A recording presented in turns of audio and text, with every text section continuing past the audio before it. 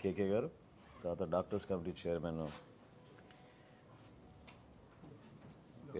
గౌతమ్ గారు, డాక్టర్ గౌతమ్ గారు. ఓకే,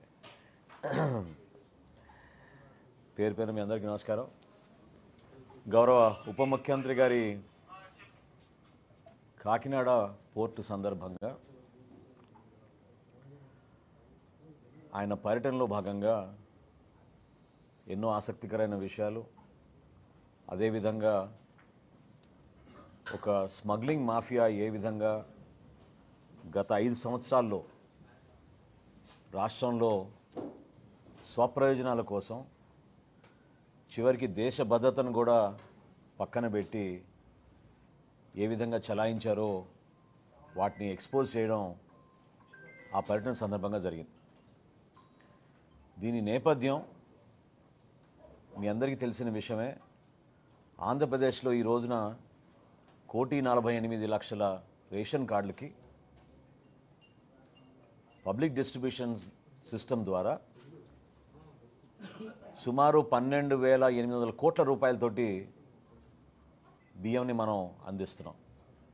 కేంద్ర ప్రభుత్వం, రాష్ట్ర ప్రభుత్వం ఒక బాధ్యత తీసుకుని రాష్ట్ర వ్యాప్తంగా ఆహార ధాన్యాలు అందించాల్సిన ఒక బాధ్యత ప్రభుత్వం పైన ఉంటుంది. కాబట్టి ఈ కార్యక్రమాన్ని ప్రజల కోసం అంకిత భావంతో తీసుకెళ్ళడానికి చేస్తున్న ఈ ప్రయత్నం, కూటమి ప్రభుత్వం ఏర్పడిన తర్వాత ఒక మంత్రిగా నేను బాధ్యత తీసుకున్న మొదటి రోజే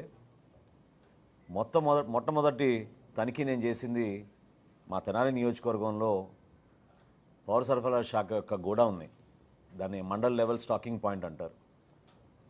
అది అయిన తర్వాత ఇక్కడ విజయవాడ సమీపంలో ఉన్న గొల్లపూడి మండల్ స్టాకింగ్ పాయింట్లో కూడా నేను తనిఖీలు చేశాను.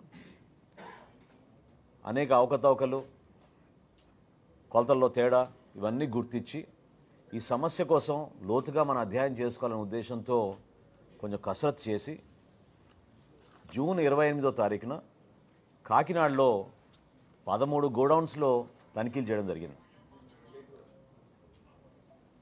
ఈ 13 గోడౌన్స్లో ఆ రోజు జరిగిన తనిఖీల్లో 51,427 మెట్రిక్ టన్స్ బియ్యాన్ని ఆ రోజు సీజ్ చేయడం జరిగింది. ఆ 51,427 మెట్రిక్ టన్స్లో పరీక్షల తర్వాత 25,386 మెట్రిక్ టన్స్ పీడిఎస్ రైస్గా నిర్ధారించడం జరిగింది.